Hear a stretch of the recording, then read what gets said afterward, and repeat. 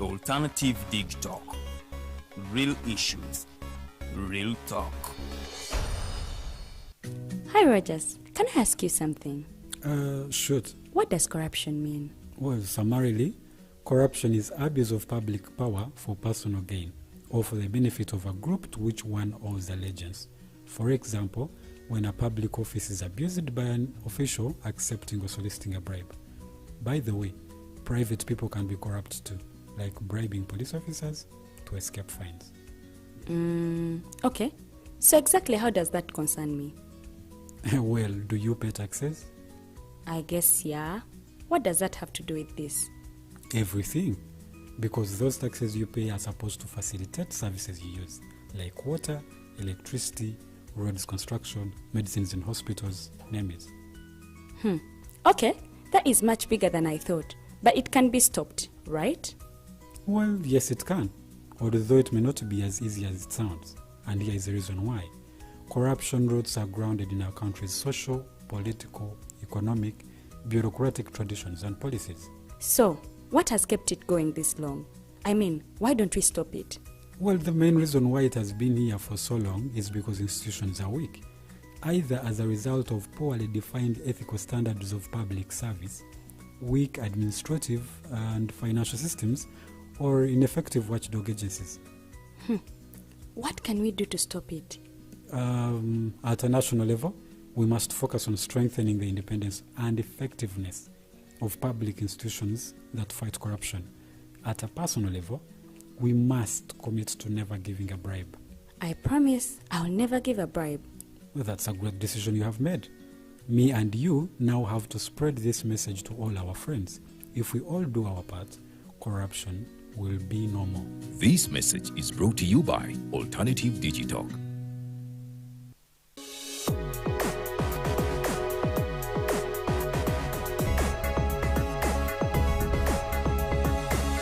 The Alternative Dig Talk. Real issues, real talk.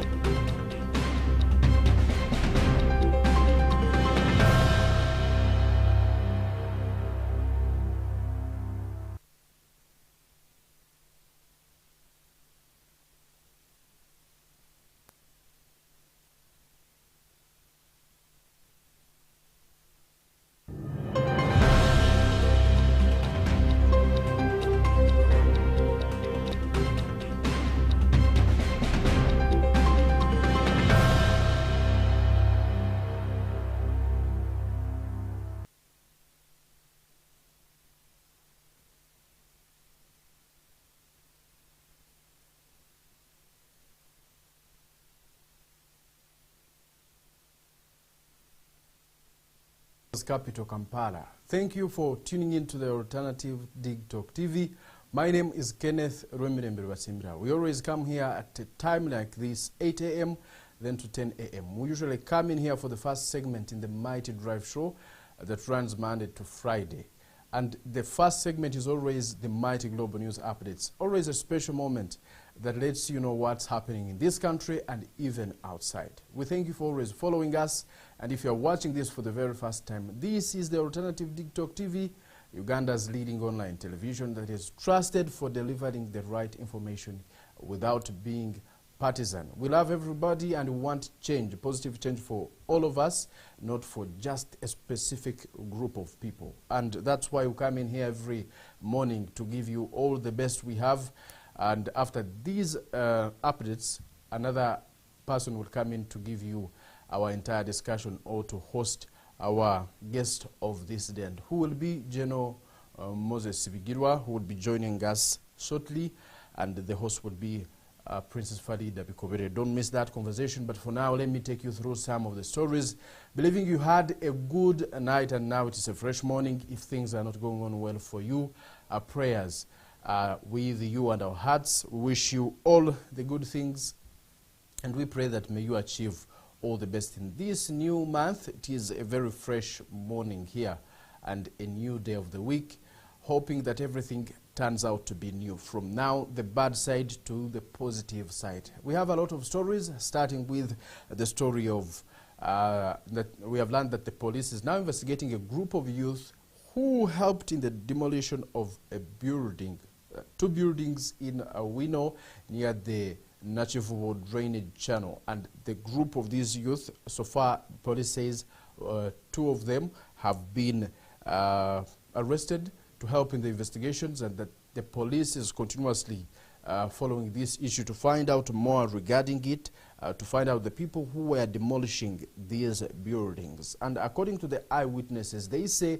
that the people who had come there were looting goods from these shops that were being demolished. Whenever they could demolish, they were using even excavators to demolish the buildings, and these young people could rush in and loot goods from the shops, take them away. And now police is investigating to find out more regarding this issue, to find out who was behind the demolition of these buildings. But some of the businessmen say that the businessman Hamis Chigundu could be the one behind this, given the fact that he is doing some construction work around the Nachivubo drainage channel, and now he could be the one behind this. Even the people who were found there, who were arrested by police, are said to have been putting on the uniforms of the Hamis Chigundu, or they had uniforms labeled Hams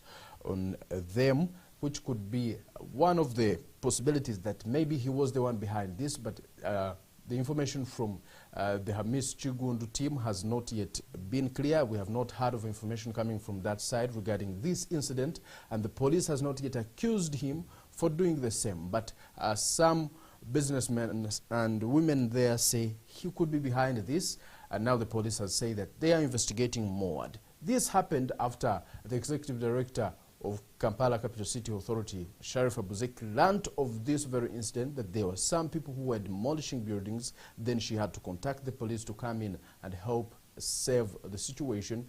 Then that's when the police rushed in, putting all the actions that were happening to a standstill. But up to now, the Kampala Capital City Authority says they did not have the demolition permit. The people who demolished these structures never had a permit to do so, which they say everyone to demolish a building in the city must have that permit, and that they are saying that whoever did it did not have that permit. We are following up to find out more regarding that. If the police releases another report, we will be here to help you understand what happened at that particular end. But for so long, these businessmen and women have been bitter about these operations, especially by the investors who come and invest money, leading now to destruction of such buildings. Some of them are taken away from their premises and relocated to other areas. Now the business community within Wino and around the Nachivubo drainage channel say that the government should help them not to be mistreated by these businessmen or business operators called investors. Away from that, yesterday we were celebrating the Women's Day all over the world, and Uganda joined the world in celebrating the Women's Day. The president sent his vice president, Jessica Lupo, was the one who represented him at Kololo Independence Grounds, and the president praised women for being hardworking. The president, in his speech that was read by the vice president, Her Excellency Jessica Lupo, said that women have proved to be better leaders than men. President Museveni says that at least the women in government have proved to be more hardworking than men, giving them a plus. Now, the ladies, and they are saying that they can be good people, they can work harder even more than men, and now that they should be supported by the government. The president talked of all the initiatives that had been put in place to empower women to see that they are out of poverty, and President Museveni emphasized the issue of eradicating poverty from homes, saying that if the women lead, poverty will be out of these homes, that when women benefit, the entire country benefits, and now that the government will continue to support them.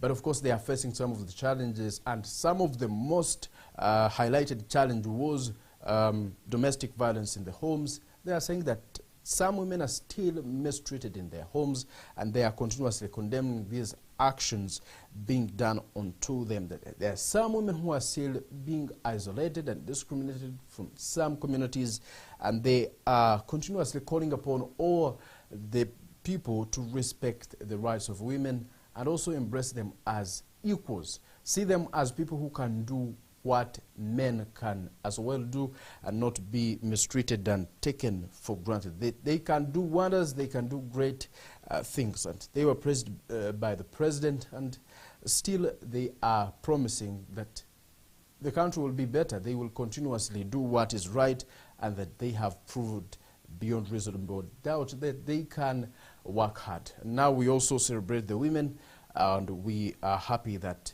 you are now outperforming the men. The competition remain there to see that the productivity of this country and the development is increased because of this healthy competition.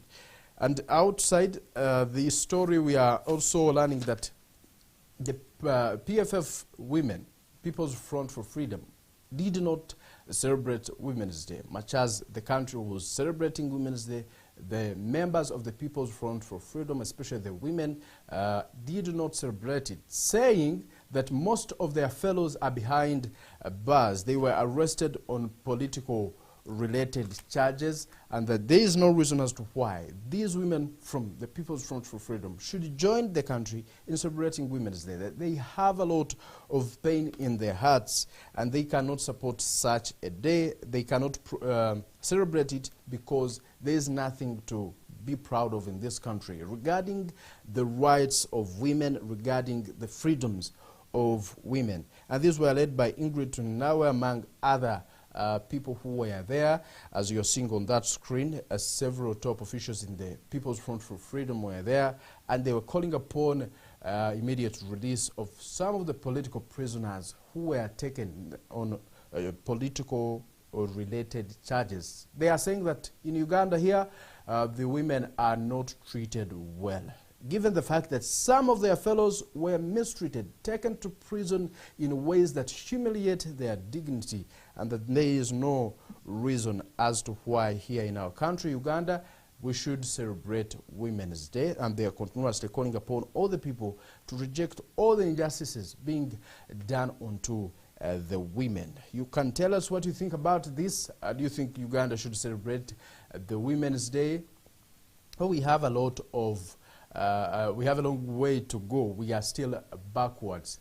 You can share with us your opinion in the comment section, and our team will go through it to understand what you think of that. Even the people who will come to watch this video will also learn about your opinion. Now, outside, we are also getting more information regarding our land wrangles in the areas of Gomba. And this is not the first time this is happening in Gomba. We have heard several stories from Gomba regarding this same issue of land wrangles. Some people trying to grab land from the fellows. Now, the one Nakalembe is crying, asking the government to help her after her garden, her banana plantation and coffee plantation was cut down by unidentified individuals, though Nakalembe says it is a group of the people who want to chase her and her family from that land that could have cut down her plantation. And now she doesn't know where to go. Nakalembe says this is not the first time it is happening to her. Fake charges have for so long, so many times been put on to her, and she has been taken to prison several times, jailed because of fake charges that are being set up by the one who he says claims to be the owner of that land. The land, she says, is hers and her family members, the brothers and her children, and that the government should now help her to find what to do. That the one being accused is Mawaze Daniel. The police says is investigating this matter to find out more information regarding it, to find out what could have caused this, and to find a lasting solution for her. Nakalembe says the government has not helped her. The police has for so long ignored her. She hasn't received enough help from these institutions, and now she is continuously calling upon all the stakeholders to come in and help in getting her a better putting her into a better situation than she is in now, given the fact that she now doesn't know what next. She doesn't even have what to eat since her garden was cut down. The banana plantation was cut down, even the coffee plantation that was helping her earn some money to pay school fees for her children and the little brothers who are still going to schools. That she doesn't know where to get that money anymore because all the alternative sources of income have been put to an end, and is calling upon the government to help. And land wrangles still continue to be a major challenge here in our country, Uganda. Several parts of the country are facing this problem. President Museveni had put several committees and, to help curb the issue of land grabbing, but it seems it remains a very strong challenge. And now it is still strong in the areas of Gomba, and we will follow up to find out how this ends. Let me take you outside Uganda, tell you what's happening, because we usually promise you here that you have to get the first-hand information and the right information. We were the first to break the story of Iran and the United States of America, how the tension was building up in the area and could lead to war at any time. Now the war is ongoing, the conflict is rising in the areas of Iran.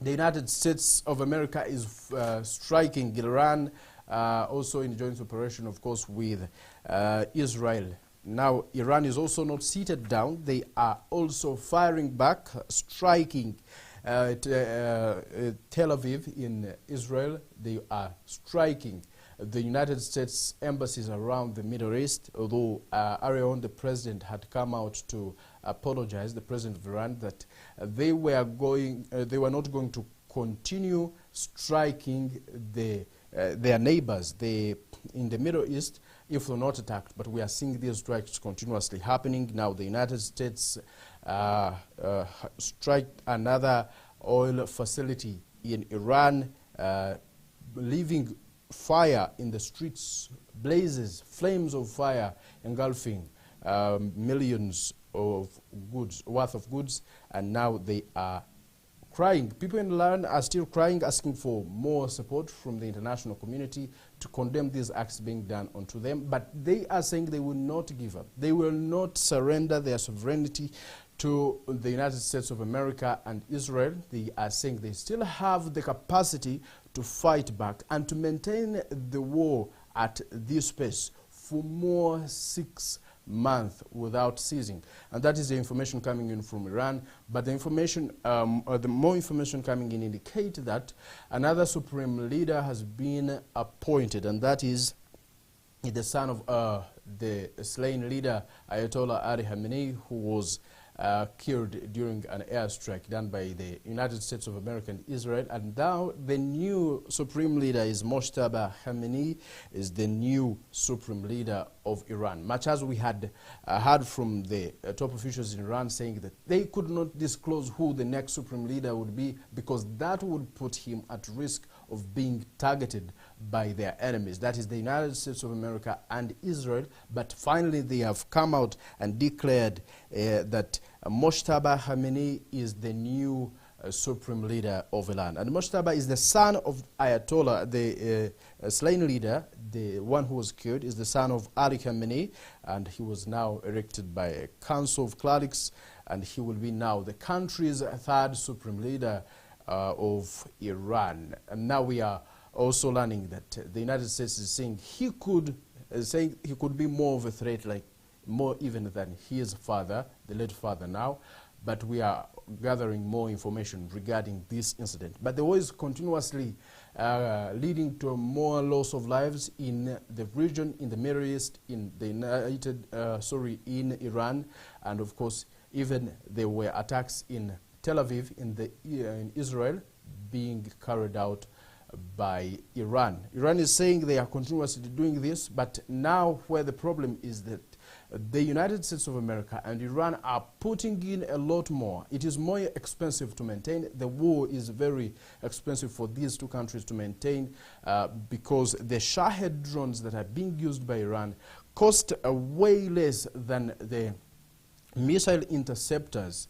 It costs around $35,000 for Iran to create one Shahed drone, which can be used to strike heavily their enemies. And now the United States of America and Israel require over $3.7 million to put down one Shahed missile. This is very expensive for them to continue, but the United States of America and Israel say they will not give up. They will have to totally remove the Ayatollah regime and make sure Iran has democracy, but Iran is also saying they will die defending their country. And that marks the end of the Mighty Global News Updates. Always a good moment that we share some of these stories that are happening in this world to help us make an informed decision. My name is Kenneth Rumine. The princess is already here in studios. She will take you over. For now, good morning.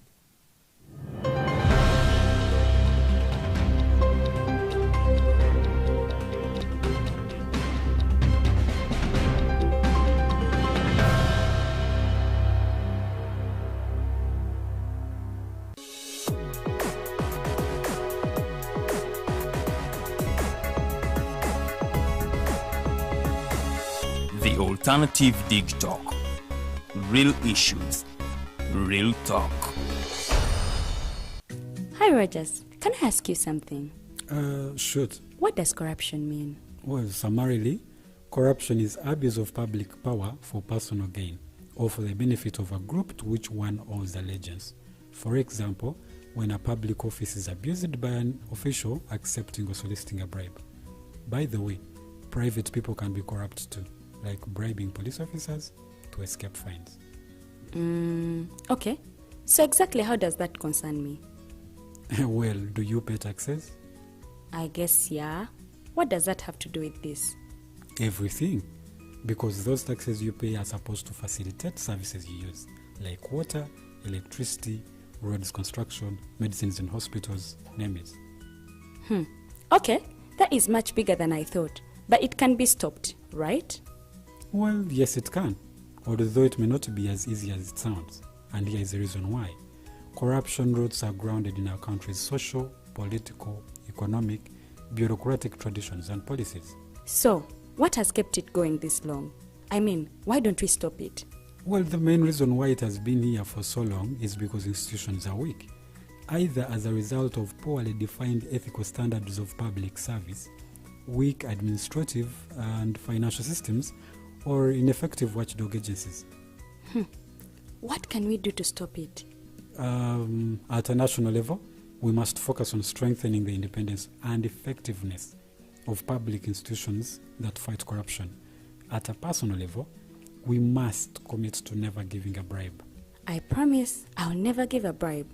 Well, that's a great decision you have made. Me and you now have to spread this message to all our friends. If we all do our part, corruption will be no more. This message is brought to you by Alternative Digital.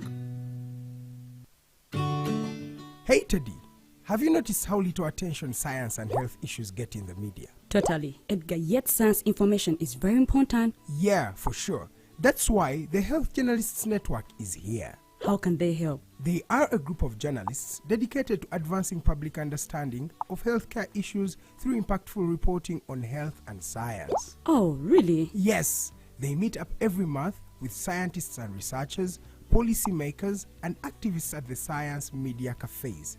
They then relay what they discuss to the public. Does that benefit us? Oh yes, very much so. This helps with health and science literacy for a healthy Ugandan society. Okay. I love getting informed about science and health issues. Health information makes all the difference between life and death. I'll look them up and engage them. That's great. They are based all over the country. Oh, okay. That's interesting, and they should be making real impact. They are empowering health communities through journalism. Journalists can save lives just like doctors.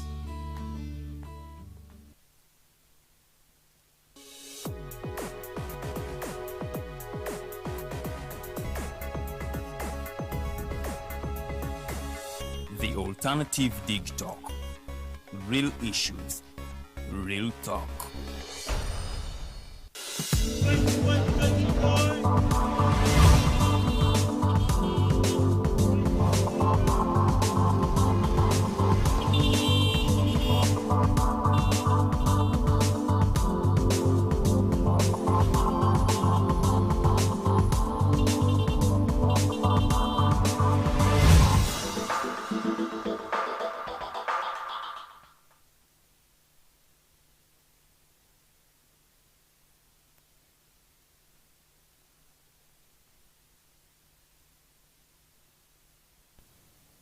Amacha malungi abatukereddeko ku mpewo zaffe eza the alternative TikTok. It is a Monday, enaku z'omwezi ziri mwenda. We are just from celebrating the Women's Day. That is the happiness, the smile you are seeing on my face, because twavudde mu lunaku olwaffe ng'abakyala. And what made it even more appealing is that the president celebrated us era n'atuwaana n'agamba nga we tuli abakozi.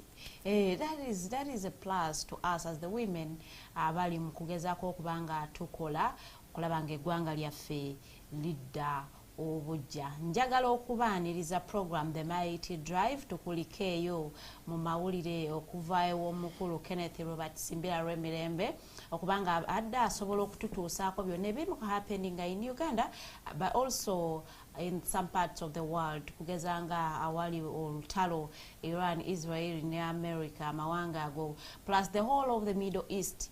Olabira ddala nti olutalo luno lubakosezza nnyo. But also today have also learned that this exact war has affected the Japanese yen, era nga abalagira ddala nti esente ziseemuko. We shall also know nti amafuta Japan gekozesa gajja sides eyo from the Middle East. So also this war is affecting Japan. But also I want us to know nti olutalo luno bwe lugenda mu maaso tujja kubanga ate naffe wane Uganda tukosebwa ddala kubanga Iran yavuddeyo ne siba oba neggala omuwaatwa oguyitwamu amafuta agava mu Middle East okugenda ate mu nsi endala nga ne Uganda mogitwalidde. So we are most likely to see fuel rises nga tulaba prices z'amafuta zeeyongerako waggulu olw'ensonga nti bajja kubanga ate abagatambuza bayitamu bakozesa other alternative routes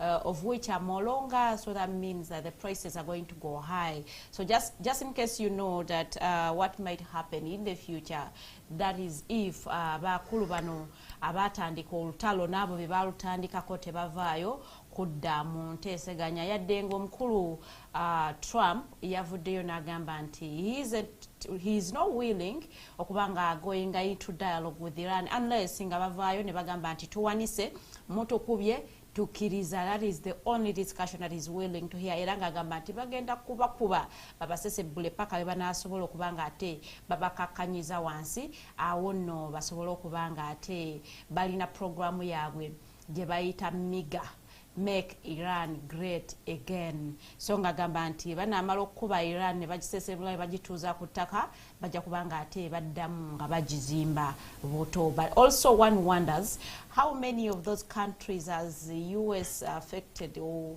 ambushed or gye bakubye ne baddamu ne bagizimba. A case in point is Libya. Have they built Libya? Did they make Libya great again? Oba tujja kubanga tusookawo okukiraba Iran? Anyways, those questions are in the space, and we are waiting to see what might happen.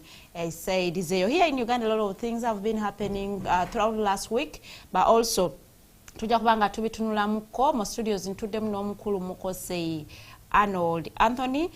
Twalabako mu mwezi gwa February around 20th nga omukulu President w'eggwanga Uganda akyazizza ate omu kwabo abanyinyitiza olutalo mu South Sudan, era nga yagamba nti intention ya visitation yeno yali yakubanga bafuna dialogue okulaba buti ate South Sudan bweddamu emirembe. Unfortunately though, UN reports olunaku lw'eggulo, I think on Saturday, bavuddeyo ne batulaga nti ate Uganda is part of the war that has been happening in South Sudan, or that is happening in South Sudan.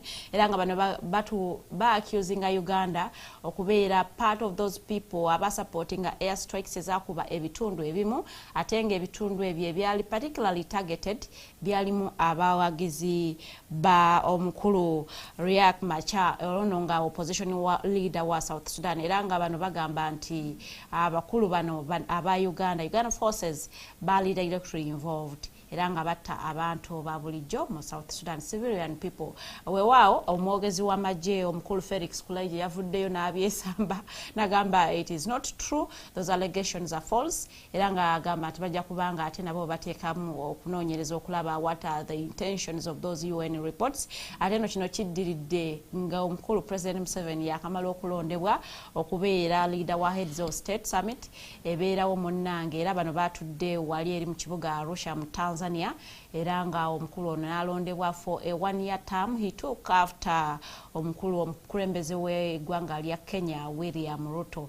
Era nga omukulembeze w'eggwanga Uganda agenda kubanga ate akulembera banne for the next 1 year, that is until 2027 we banaatuula ate bafune ate obukulembeze obulala. We shall sit and analyze kituyambira wasinga tubanga fe omukulembeze waffe yali on the steering wheel fenga and see how do we benefit in terms of economics and also political sovereignty of other states in the region. Ngenda kubanga ate nyaniriza omukulu Mukose Arnold Anthony atulamuseeko atubulire how his week has been.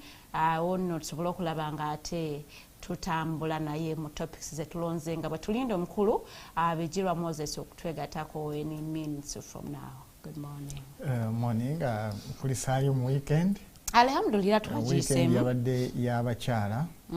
Nebaza Katonda nti ekisibo kitambula bulungi. Yeah, it is the 20th day of Ramadan today. Nti ate kyewuunyisa nti ne side eri bitambula wamu. Ekyabakatulika bakatulika ya Protestant balokola ekyenjawulo nti simanyi lwaki ekyabasiraamu basiba njala obutafaanako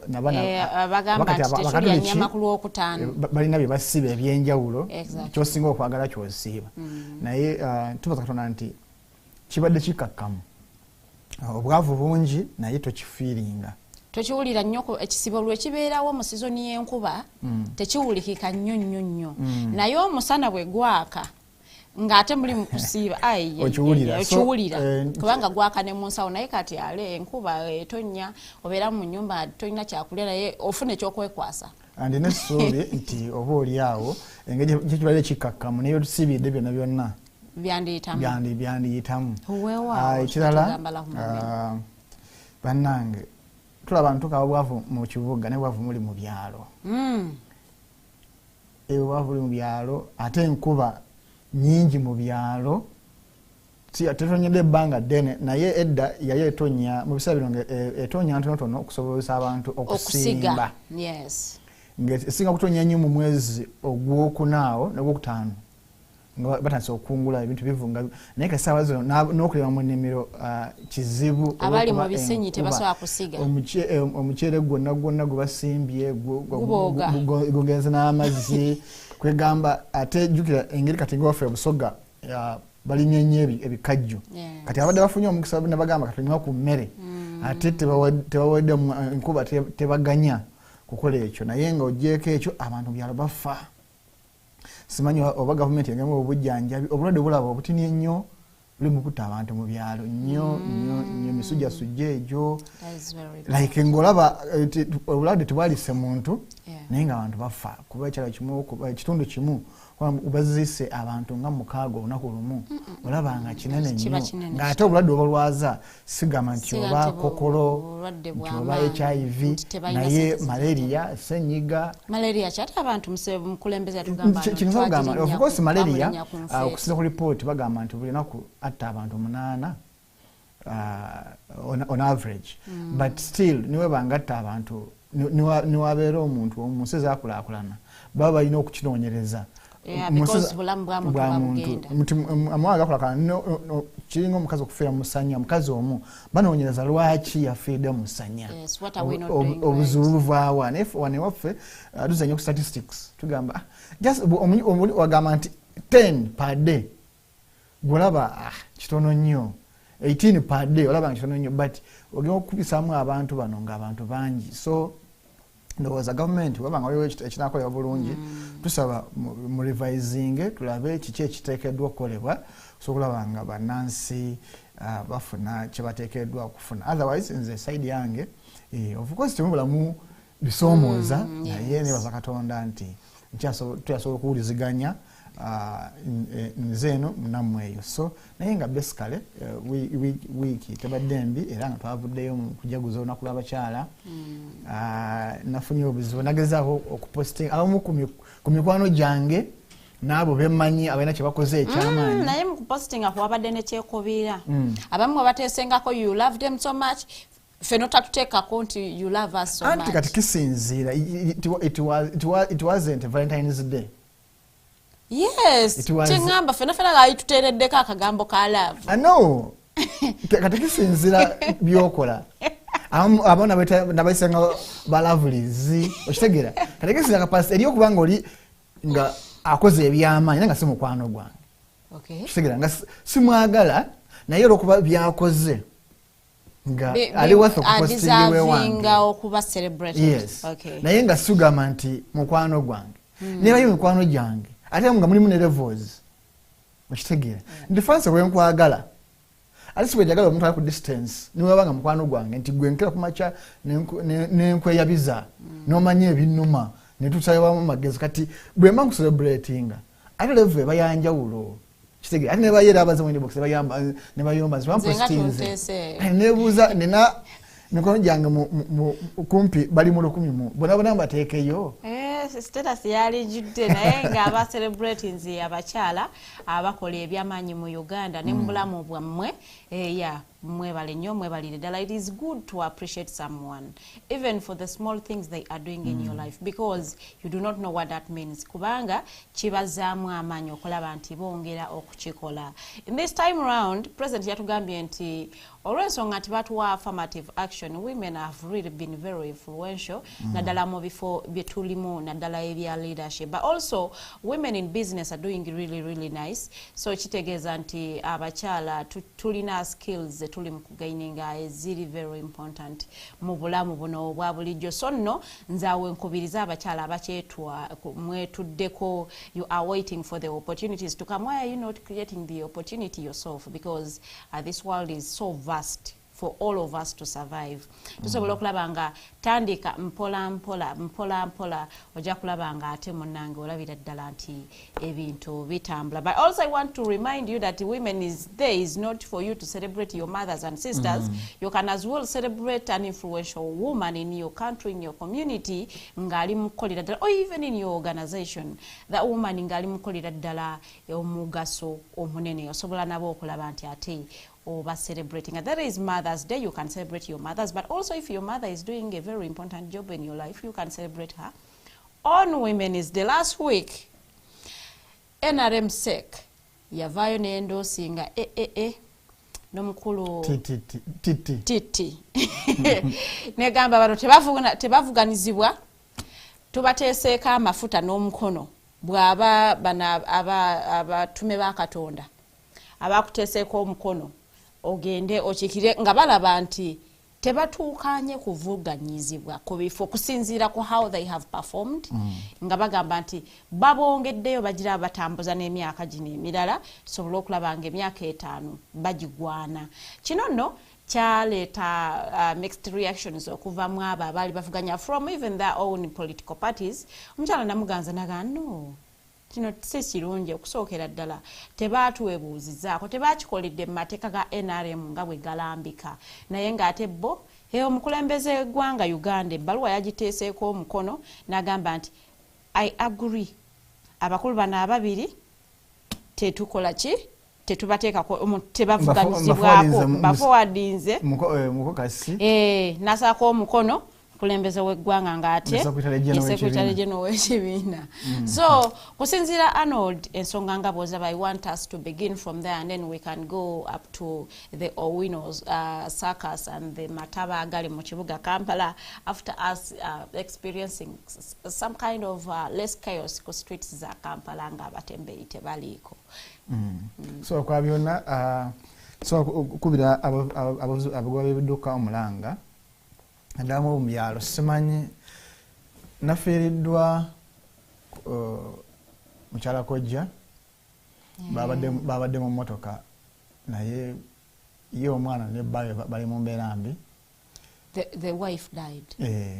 Naye nga bali mu ddwaliro naye nga kuvugisa kimama taxi si kuno si nguudo mbi omanyi obujje twekwasa gavumenti enguudo biki amakubo mabi tomanya wali kinnya oyinza okukisala n'ogwa mu munno. But this time round bavuzi babidduka so family eryawo gye twaziise naye n'omulala omusajja agenda ku operation by Friday naye bwasooka Friday atakoze operation ayinza okutadda ngulu omwana ye tetumanyi so tuli awo but nonetheless naffe abakozesa ebidduka tukozese tubeere bavuzi bavuzi ate naffe abasaabaze tugambe kubagwa bano ate bw'oli omusaabaze nga the only problem is nga bwe tugamba nti as women if you are fighting patriarchy abantu bosooka okudilinga nabayo follow women they will come for you.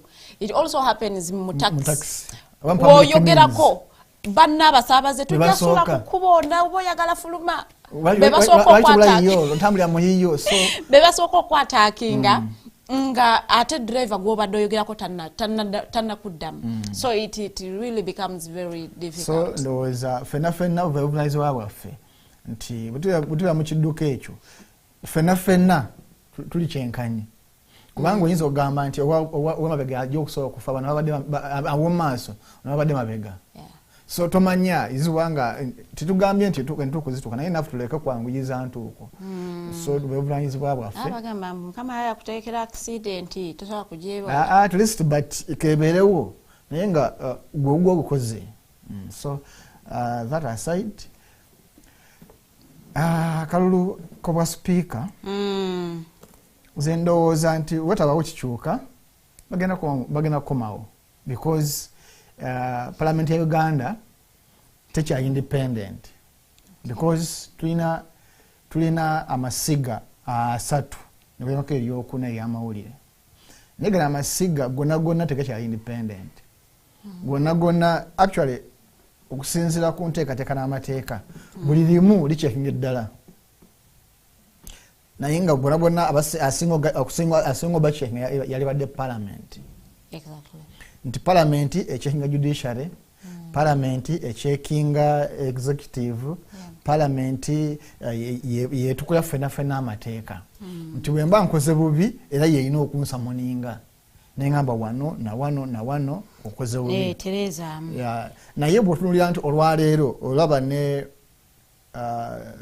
speakership eneriko amazima si kunyiiza abantu naye yesinze okukola obubi mu byafaayo by'eggwanga Uganda Parliament zonna zituze tubya nazo. N'ate awo oba toli mu contradictinga n'abakulu ba sseke kubanga bwe babanga bakoze bubi lwaki baali ba rewardinze n'okubanga tebavuganyizibwa? Because me I just feel like according to them bakoze bulungi. That is the reason as to why they say abantu twetaaga kubavuganyako. They are already doing a great job. Civil decision mu mbeja gyenkola oba gyokola nti ebeera ntuufu. Era sagala ogambe nti lwaki mu mbejja yakikkiriza. Si buli kyakkiriza kyekibeera ekituufu. Oyinza okukkiriza nga kyokkiriza either ogamba owaayi sagala munyiiza kagenda nalabira eyo owaayi because yankolera kyona kino kamale sagala naye nga si kyekituufu. Nti nekirala nti bw'otunuulira ye nga President Museveni bwetuka mu politics abala talina kyakola nga takibala.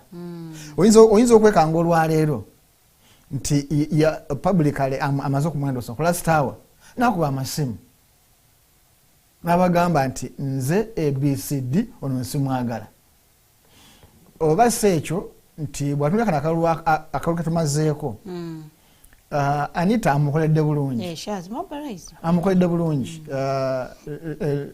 living other factors constant mu NRM bwekibanga ekituufu bagamba nti bafuna 71.something% nga numbers ntuufu alina contribution nene ne bwe ziba nfu obuwanguzi bwa NRM tosobola kugamba nti Anita tadde mukono tubonulira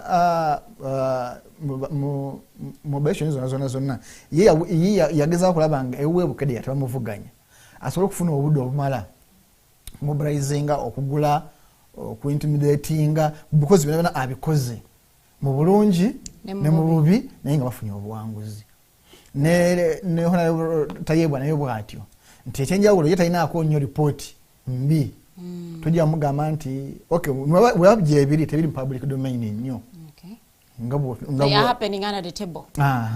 simanyi oba ye ayina ngeri ejjanjiga mu mpeesa ge nga tajja mu public naye ye tolimuwulirako nnyo nti ayinako enkovu nyingi nnyo mu bantu so nze bwe ntunuulira nga bwebiri of course bo babadde balina okumu appreciatinga ate ekirala nti mu NRM bw'okola ekirungi gwe ofuluma mangu gasoba nga abantu bakuwaana oyo waffe ekibiina tekikwagala gwe ng'olomanya ofuluma tebagala muntu w'abantu ne oba oli mu magye ne oba oli mu poliisi public nataka ku appreciatinga ng'oli commander ng'olina level of influence olw'ebyo by'okola nagamba nti afande Bikobere Faridah bannange weebale ne bali nomula weebale n'oli weebale olwo ng'omanye kuba eri kufulumya oba eri kudemotinga tansogera aba simanyi oba kiri mu DNA yaabwe tebagala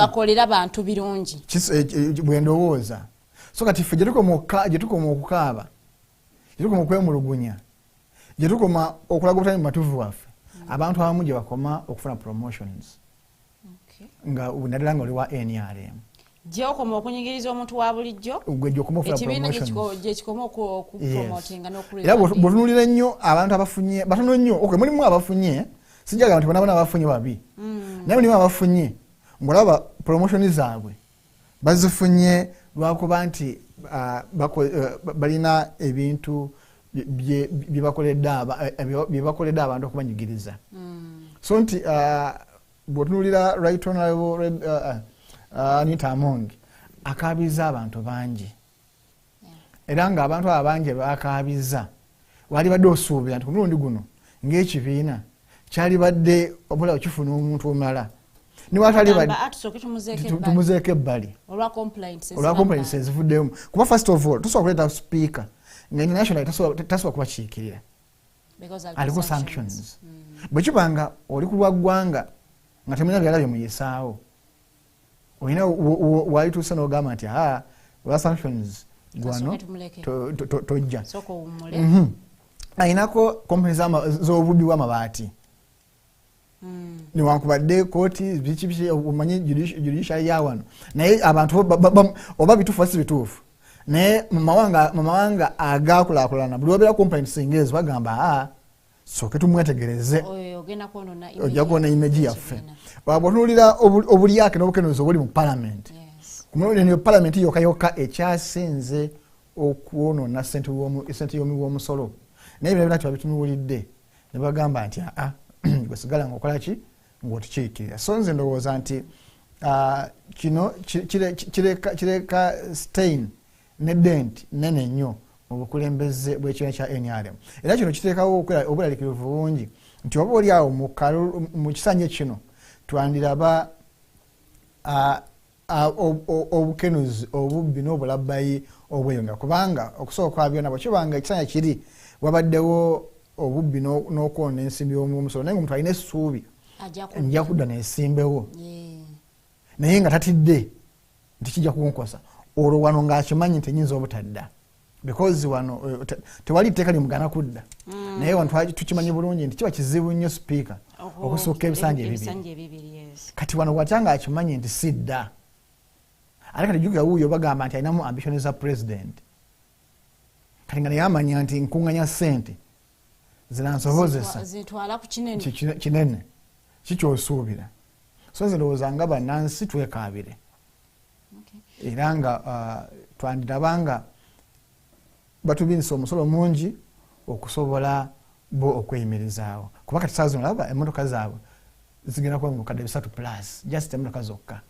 kino nno kirekawa omukulembeze ali mu mukago n'ekibiina kya NRM Norbert Mao because he is also eyeing the same position era nga bw'owuliriza ng'ayogera he talks with a lot of confidence n'ogamba nti kati naawe ekibiina kivuddeyo ne kiraga sayidi yaayo n'omukulembeze gw'oli naye mu mukago kale tugambe nti it was a personal arrangement n'akulaga nti I am in support of this kakati gwe nga Mao kikulekawa akusaba kwa byonna Mao anga munabyabufuzi one politics is all about perception ekirala nti the more you bargain the more you reduce or you gain tubogeza mukatale gwomugozi joko nsalirako joko mokufuna eki tuwekanga ekyomutwalo 5 kitutta ku mutwalo noli omutunzi gyakoma okuba akalimi naye gyakoma okola ki ogamba nti kale bwabanga naye kyamutwalo yikanga akiguziza 3 so nti yenga abali mu mukago akimanyi bulungi nti talina namba emusobozesa kuwangula naye oba oli awo wandyekanga ng'afuuse prime minister ow'eggwanga naye nga ekifo bw'oba kuba kukitunulamu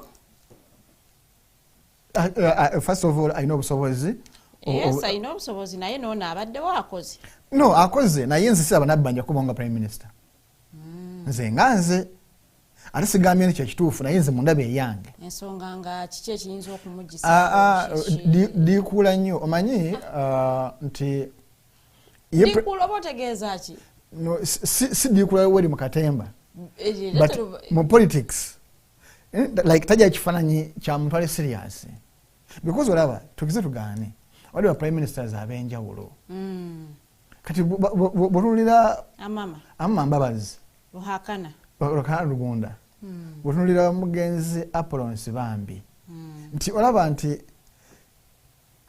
level okay niwakubadde nafugula omulembe abakulembeze bagenze bagwamu kubera bw'otunulira nti ojja munenya katono kubanga ne mukiina mwennyini era olaba nga abakulembeze abamuzinzi bagenze bakene naye still nti engeri naba jasi mukulembeze mubi is a good mobilizer if it's mobilization ye mulungi but diplomacy tajjayo because prime minister gwekifaananyi ky'eggwanga you lead government business church to I want to agree with you but ugamba nti tajjayo kifaananyi kiri what do you mean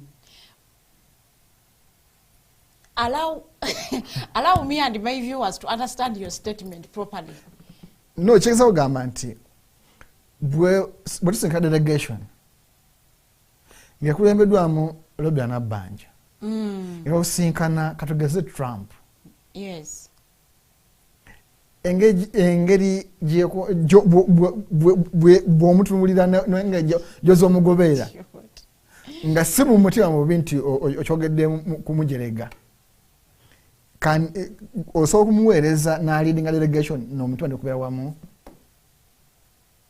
naye omwalire statement ng'eri clear nagenda gipuresentinga gwe omusindika n'omulaba nga eggwanga Uganda likiikidde bulungi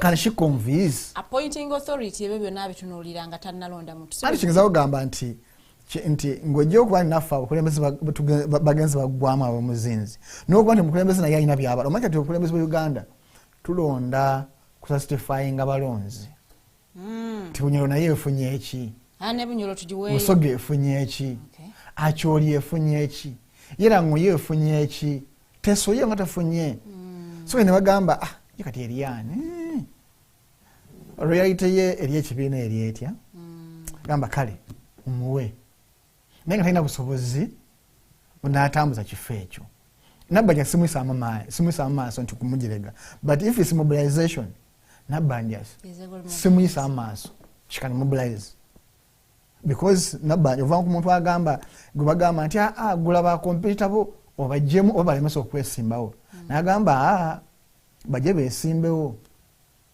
tuvuganye bampangule obamba wangule naye sijja kulemesa bantu kwesimba kubanga ne influence bajja ko right yawe oyo abankulembeze wanjawulo kuba tulaye banja balina obusobozi ne bajjamu ono ne bajjamu olimisa okunominatinga kubanga alina obusobozi bwonna okubikola naye nagamba buli agala kwesimba akola ki aje yesimbewo so ndowooza nti ye nabbanja alina ebirungi bye era sisobola mugamba nti mukulembeze mubi n'ekifo kyalimu kunze tekimugwana asobofuna ebifo ebirala naye leader of government business bwobanga gwe appointing authority oyinza muwa kifo ki bwemanga nze appointing authority nsobola okumuwa guno naguli agusobola nsobola okumuwa minister of gender cabinet minister of gender because ayinamu omutima gw'ekizadde so nabanga akulembera bano simanyi minister w'abaana simanyi minister w'abakozi bonabona nga bali wansiwe agusobola naye wano owa prime minister nedda oli ku Mighty Drive tubeerawo wano buli lunaku essaawa zibeera 2 ez'okumakya paka ssaawa 4 tubeera tutunuulira ensonga nga bwe ziba zitambula mu ggwanga Uganda n'ensi yonna okutwaliza awamu nsuubira nti mwakedde bulungi tugenda kuba nga tuwummulamuko katono nnyo bwe tunaakomawo mu ssaawa yaffe ey'okubiri tugenda kuba nga ate tutunuulira Owino and its demolition. It happened in the night abantu nga tebaliiwo but surprisingly people think it is harm Chegundu behind all that. We do not know how true is that. We shall be analyzing it to understand why would harm Chegundu kubanga ate appointing nnyo. We saw Mataba on Friday night, I think.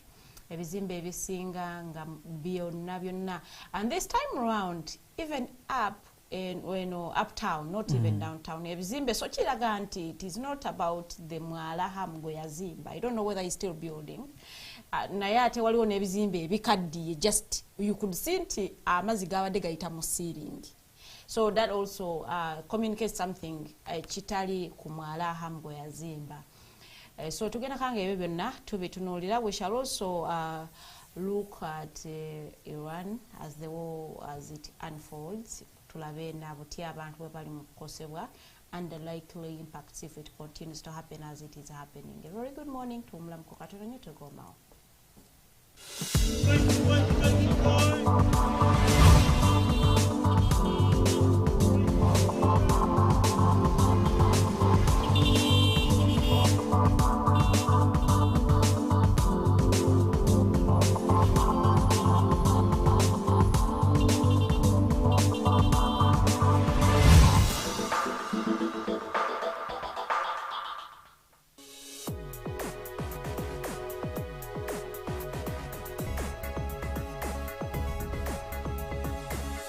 The Alternative Dig Talk. Real issues, real talk. Hey Teddy, have you noticed how little attention science and health issues get in the media? Totally, Edgar, yet science information is very important. Yeah, for sure. That's why the Health Journalists Network is here. How can they help? They are a group of journalists dedicated to advancing public understanding of healthcare issues through impactful reporting on health and science. Oh, really? Yes, they meet up every month with scientists and researchers, policymakers, and activists at the science media cafes. They then relay what they discuss to the public. Does that benefit us? Oh yes, very much so. This helps with health and science literacy for a healthy Ugandan society. Okay. I love getting informed about science and health issues. Health information makes all the difference between life and death. I'll look them up and engage them. That's great. They are based all over the country. Oh, okay. That's interesting, and they should be making real impact. They are empowering health communities through journalism. Journalists can save lives just like doctors.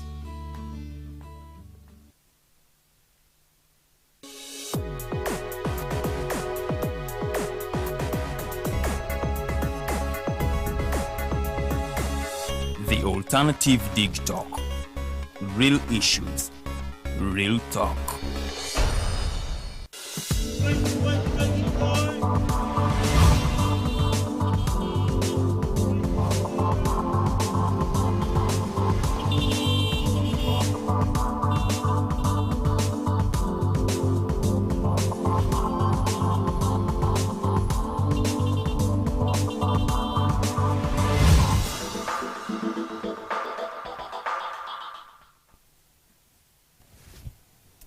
Okyali ku Mighty Drive kiba kitundu kyaffe kyakubiri. I am Faridah Bikobere mu studios ntudemu n'omukulu Mukose Arnold Anthony. Tutunuulira ebize bigenda mu maaso mu ggwanga in the past 1 week. Ate nno nga bwe tubigerageranya ku ebyo ebize bibeerawo. Omanyi batugamba nti in order to see your future or to predict the future, you need to be in the know of the past.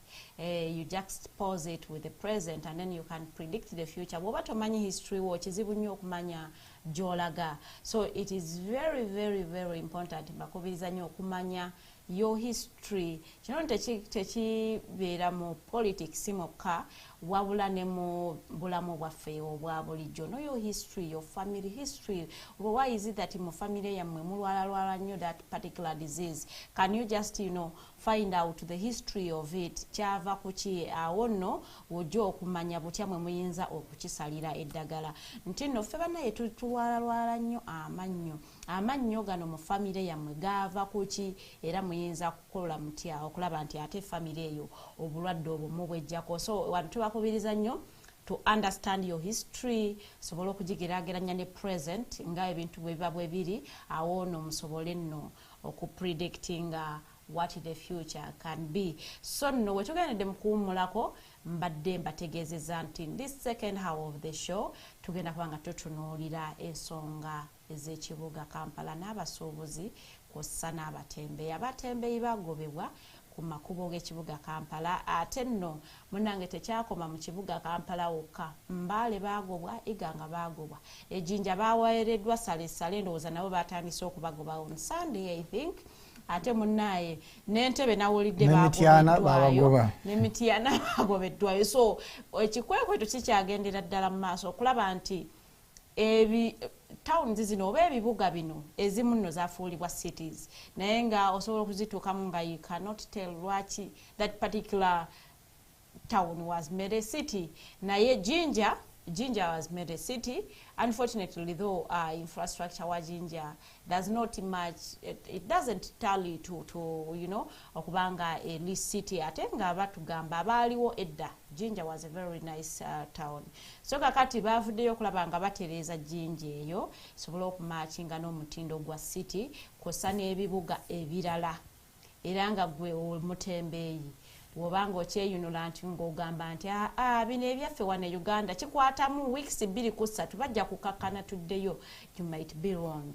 Ate twabadde tukyali ku gw'abatembeeyi Amataba negaddamu. Enkuba tuli mu rain season, enkuba bwe yatonye ennyingi ennyo, Amataba negaddamu negayingirira abasuubuzi. Bano nno tebannafuna compensation previous floods and how it impacted their businesses. Twabalabanga bakaabira Mr. Government. I do not know whether Mr. Government has come out to hear their cries.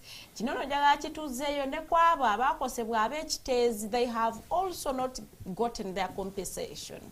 So no, kijja kibuildinga mpola. Minister for Disaster Preparedness is a simanyi aba.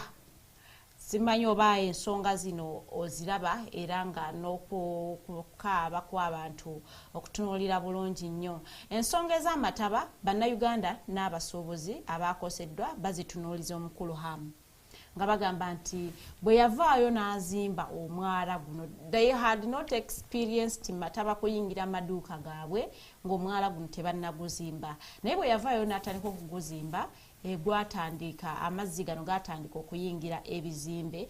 Ate ekyewuunyisa nti ate tegayingira bizimbe bya Hamu, gayingira Total Business Center, wano abakwalisero gaba affecting ladala these other buildings.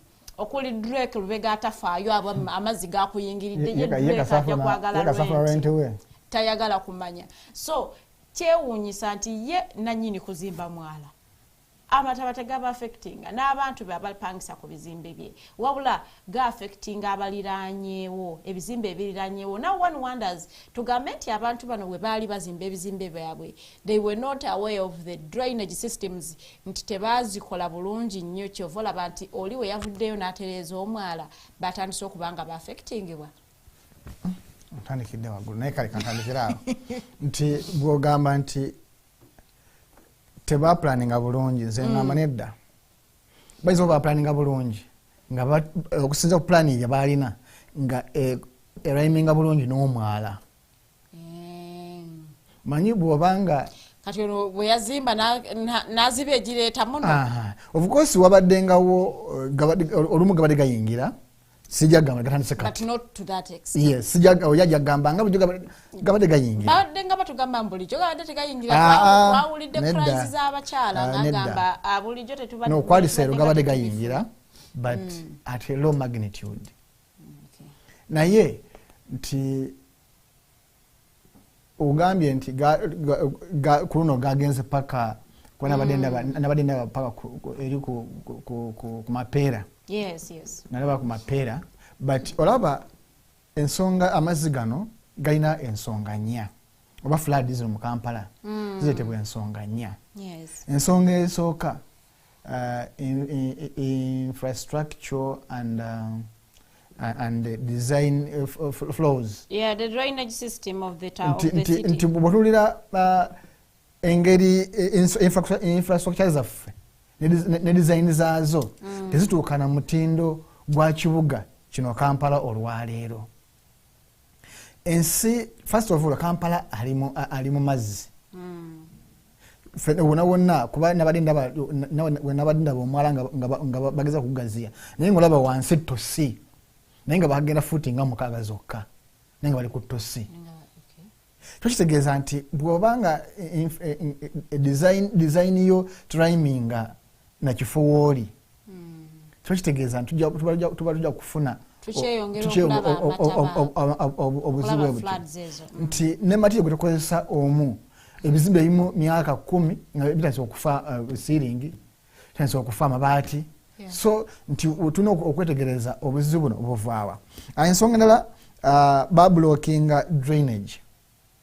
Bani abazimba ebizimbe mbadde manyi ono nanyini nedda ng'oggyeko ne hamu bw'otunulira bifo nga katugeze Lubigi bw'otunulira ebifo nga Lubigi yagobwamu abantu okulaba nti tugaziiza amazzi gano ekkubo anti naye kiyinza kugamba nti abantu gye tukoma okulumba entobazi zino nga tuzimba bwe tublocking anti weka nga Lubigi yekka naye ebisenyi bingi babizimbyemu naye ate okubizimbamu tebawa mazzi gano muwaatwa because ga amazzi oyagala toyagala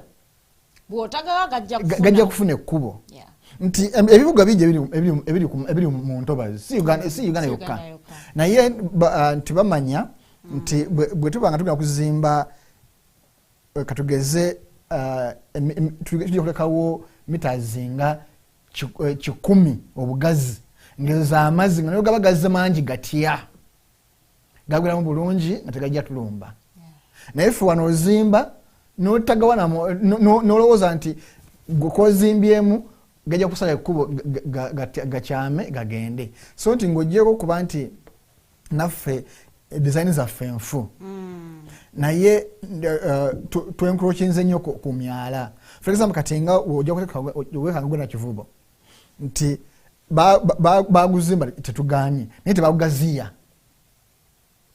singa hamu yali agugaziyiza bulungi kuba bwe yagusanga nga bwe yakasanga bwe yakazimbako teyagaziya because yali badde agaziya after agenda kuzimba kungulu yali kimenya agenda kuzimba kungulu kati nga ne bwogaziya wansi eri kati ogaziya n'okutuuka paka mu kkubo eno nga wansi eri waliwo omwala mugazi bulungi nga nekuli oliridde naye nga olifudde mwala gala amazzi gona bwe gava eri gayingira bulungi naye ajjukira wali gabadde gatambula kyere nga kungulu kuno bwe gabimba gajja mu kkubo naye nga galona bwe gakola ki begakomawo munda kasasa begajira begajula bino ebigoma byateekamu ebigayingiza bwe bijjula bwe bikomyawo agabadde gajja gade gakyayingira ng'oganoonya awalala we ganaakola ki oganaawummulira geekanga ganyire mu bizimba already bwasanzeewo jika kati ye bwakola plan eri modern okusinziira ku kyagenda okuzimba nabali bazimba nga batunulira plan yaliwo ne KCC okuba approvinga ngemaze okola assessment nti wano okusinziira ku plan yammwe ABCD temujja kukosebwa kati gwe olwokuba nti yehamu tasobola kukosebwa nti ye bwazimba azimba ku plan eriwo kati nti ye already aba abirengedde kati gwe gwasanzeewo oba olina okukosebwa kati gana amazzi okugambuka kuba nti eri tegakyasobola kukka wajjudde gye badde gakola ki gye badde gagenda kati gagana kusobola kubaako gye gawummulira kwe kulaba nti n'abene waggulu ku Kampala Road bakosebwa nti abo Kampala Road abamu eriyo ebizimbe bizimbibwa bingi naye nga nabyo mu nzimba gye bizimbiddwamu tebabiwadde emergency route z'amazzi nti mu budde buno nga tukyazimba ogwebadde gayita tuzibyewo kasinga enkuba etonya go gayitawa nti tewali kwe galaba nga nawo gakoze eki gablokinzeewo so nti bwotunulira bintu bino gundi azabyogerako Saalongo Erias Lukwago nga bannange tetugana nkulaakulana naye eno yali badde egoberera emitendera because hamu okuzimba we yatena certificate yamukiza kuzimba ku mwala tena plan ya kuzimba ku mwala yafuna executive order nga kwatambulira naye nga executive order ati yamugamba nti zimba yamugamba nti KCC emumuyambeko KCC enekkiriza of course eri tiyakkiriza era obutakkiriza bwe kuba talina plan because neyo artistic gye display ya HD siwe guli ate tiyajiwa mu KCCA yajiwa ba influencer amulya mu ngalo ne bagisaasaanya ne balaga political wing Erias executive political wing Erias Lukwago tebanyise enkulaakulana kati bano bakansala aba KCC abaliko aba outgoing ne babawaaka sente kati babawaaka sente executive order ejja kusupportinga decision ya council kati bano aba council kubayimya ne bagamba sife president yakola ki yakkiriza naye nga president yakkiriza ng'akkiriza ku order oba resolutions ezikkiriza nti wabeewo private developer naye nga private bamulina nga tebagala kumugyayo linnya nti gundi naye de baali bamulina kati ne bakiyisa mu mbeera eyo nti anyone naye nga bamulina nga tebaga kujyayo linnya lisaasane mu budde nga bukyali anyone kati nga bagala befule nti waliwo bid nenga literally tewali already nga bakimanyi ne executive ngayakozesa bana bakansala ba KCCA okubagamba nti mukiyise bwe muti yensonga lwaki byonna Lukwago byabawa babigoba executive ya KCCA byawa council byonna babigoba mu kubigoba ne bayisa ebyabwe kati yo executive ya presidential elective yo nebanga ewereddwa basis kwesinza era nabagamba KCC emuyambeko kati yo kwali badde okumuyambako kwali kumenya na kuwamba Lukwago bwabagambye nti bannange nze sigaana n'abagamba bannange yatuwa no plan ya na kivubo ekina kivubo plan gye yatuwa si gye yazimba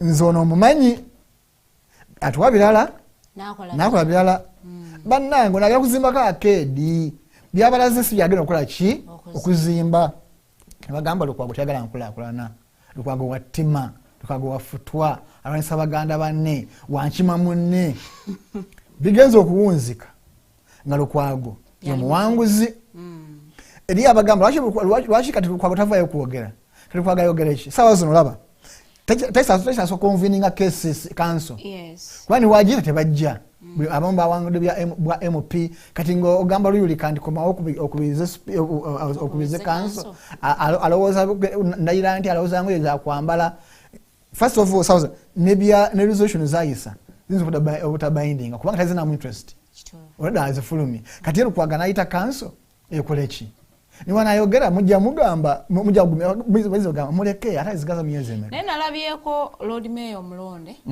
ngalambula ekifo kunso ngeri yemu ne hamu yabaddeyo wagulu kazimbe ngali mu kwata video buti amaziga no gali mu kutabaala ebizimbe ebirala I think mucho abamu baashira byebulala naye nze yakulowooza nti yabadde akikola okulaba butya bwe bayinza ye ne ba engineers be okufuna egezi oba solution nonze ndoza hamu zensonga z'amazzi sijja mu castigating sijja mu blaming nedda because yayinza okubanga yakizima mutima mulungi kuzo laba neseri yateekamu okuzima omwalo ogwo olaba ng'ojja okuba nti mufunda tegugaziya ye okuzima bulungi kwaki manyi investment gyateekako ya mirembe na mirembe taso kuzimba kintu kyali kusikinga mwaka gumu 2-3 kigwemu is that personal development kyengeza kugamba niwe obali personal obali ya muri mabega obazize bali kyengeza kugamba nti